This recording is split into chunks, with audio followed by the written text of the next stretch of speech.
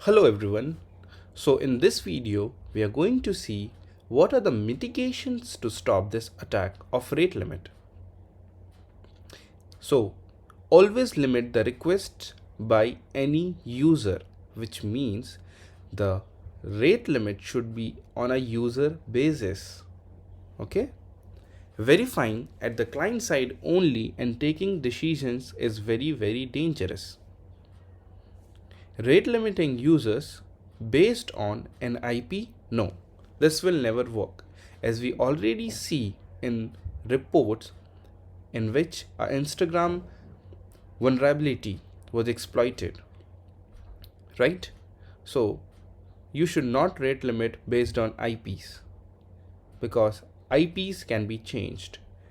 Headers like X forwarded host or X forwarded for we already saw a lot of headers which can be used to achieve IP based spoofing, and we can bypass the rate limit. So the application should not use a IP based rate limit. Then what it should use? Number of attempts for an account at the server side checks. So any server should always verify that how many simultaneous request is coming for the number of attempt of action that needs to be performed. For example, a OTP brute force.